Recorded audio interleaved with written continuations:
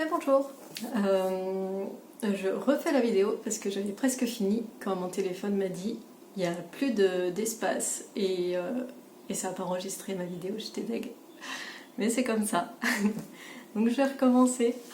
Je voulais venir vous parler de sortir de sa zone de confort. Pour moi, je me rends compte que ça a une importance dans mon évolution. Bon, dans mes vidéos, je parle beaucoup de mon expérience parce que je ne vais pas vous raconter ce que dit la science sur tel ou tel sujet parce que c'est pas mon domaine, je sais pas, je saurais pas quoi vous dire et ça m'intéresse pas tellement. Et du coup, de parler de mon expérience, à vous, ça vous permet de vous reconnaître et puis de faire le pont avec votre histoire, avec votre vie. Et je trouve ça plutôt cool. Voilà. Donc moi, sortir de ma zone de confort, je me rends compte que c'est beaucoup en lien aussi avec ma blessure de rejet qui est toujours là, qui me dit non mais fais pas ça, on va te rejeter, on va pas t'aimer, tout ça. Et en fait non, tellement pas. Je sors de ma zone de confort et je suis trop contente après. Parce qu'affronter ces peurs, là, je sais qu'il faut que je les affronte pour pouvoir changer le cours de ma vie. Et c'est clair que ça fonctionne comme ça. J'évolue plus quand je sors de cette zone. Et c'est vrai, zone de confort, mais finalement, comme m'a dit un chaman hier et ça a résonné l'autre jour, est-ce que ta zone de confort est-elle vraiment confortable ? Pas tant que ça. Moi, par exemple, la première fois où je me suis vraiment rendu compte que je sortais de ma zone de confort, c'était de sortir seule le soir dans les bars. Ça, avant, je l'aurais jamais fait. Je m'imaginais pas du tout sortir sans ma soeur ou sans une amie ou quoi, ou un ami. Et ma cousine, c'est elle qui m'a donné l'élan de le faire, sans le vouloir, mais elle était venue nous donner un coup de main au resto pour remplacer ma soeur qui était enceinte. Et elle sortait tout le temps toute seule, elle n'avait rien à faire. Elle savait qu'elle allait rencontrer plein de gens, et puis elle connaissait un petit peu de monde et tout. Et du coup, je me suis dit, moi aussi je vais faire pareil. Là j'ai envie de sortir, personne n'est dispo, vas-y quoi. Et je l'ai fait, et c'est vrai que j'avais cette blessure de rejet qui me disait, non mais tout le monde va te regarder, t'es toute seule, on va te rejeter. En fait non, pas du tout. Pas du tout, parce qu'en plus dans les bars où j'allais, je connaissais le patron, je connaissais le barman. Et puis je rencontrais toujours un ou deux amis. J'étais jamais toute seule, c'est jamais arrivé. Donc les premières fois, c'était allez, vas-y, prends ton courage à deux mains et vas-y, quoi, fonce. Et après, c'est devenu une habitude, quoi. Si j'ai envie de sortir, je sors. Et c'est vrai que ces derniers temps, en 2020, dès que je pouvais sortir, j'avais pas les enfants, je sortais.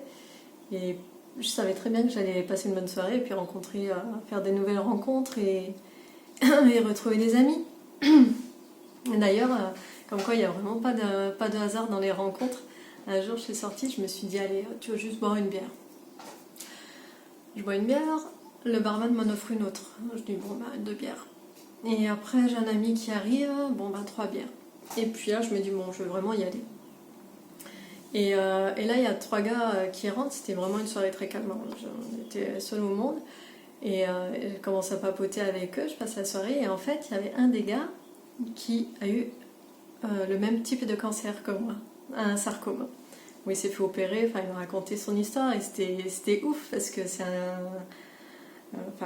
type de cancer hyper rare. Et puis là je me retrouve face à face avec une personne qui a vécu la même chose, plus ou moins.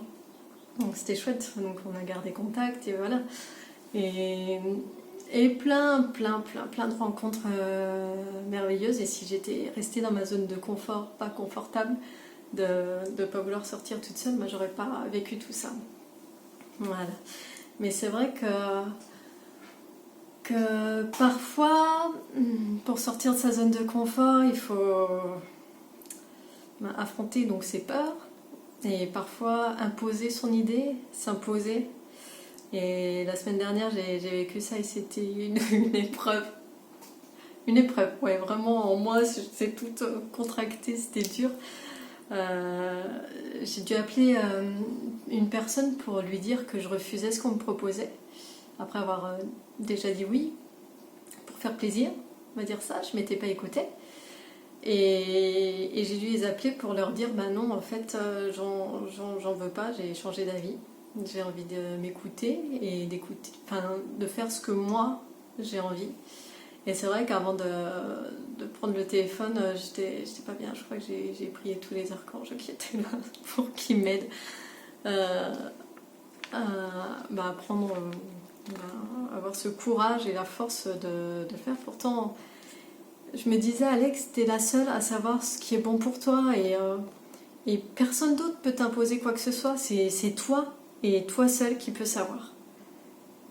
On peut pas te dire, bah non, tu vas faire ça, tu vas acheter ça ou quoi. Donc j'étais là, j'ai réussi à les appeler, je les ai au téléphone, je leur ai expliqué ce que j'avais vraiment dans le cœur et j'ai pas raconté de pipeau, j'ai pas inventé une excuse qui aurait été peut-être plus facile à dire. J'ai dit ce que je ressentais et j'ai raccroché, j'étais tellement fière de moi, c'était trop bien. Donc petit à petit, ça nous permet vraiment d'évoluer parce que on prend confiance en soi aussi. On prend confiance en soi. Et c'est vrai que moi, ça fait... en fait, je crois que pour ma part, avec cette blessure de rejet, j'ai peur d'être rejetée en permanence. Bon, ça change, j'évolue aussi. Et puis l'empathie que j'ai aussi, j'ai pas envie de faire de la peine aux gens. Sauf que je me fais de la peine à moi-même, finalement. Par exemple, au début, quand on a ouvert le resto, on recevait vraiment beaucoup d'appels téléphoniques de démarchage. Et puis au début, je disais oui, bon, si vous voulez venir, nous proposer votre produit, venez et tout. Puis une ou deux fois, on s'est fait un peu couillonner, quoi. Mais maintenant, quand on m'appelle, je raccroche pas au nez des gens. Je leur dis simplement, ça ne m'intéresse pas, j'en veux pas de votre produit ou de votre service, j'en veux pas. Mais ils insistent, vous voyez très bien de quoi je veux parler. Ils insistent, et je leur dis, non mais maintenant, vous me laissez tranquille, je n'en veux pas. Oui, mais je vais vous rappeler la semaine prochaine. Je dis, mais maintenant, vous arrêtez de m'appeler, en fait, vous effacez mon numéro, j'en ai marre, laissez-moi tranquille. Et des fois, je leur dis même, je suis vraiment désolée pour le métier que vous faites, parce que c'est pas facile. Bon courage, mais vraiment, arrêtez de me harceler, arrêtez de m'appeler, quoi.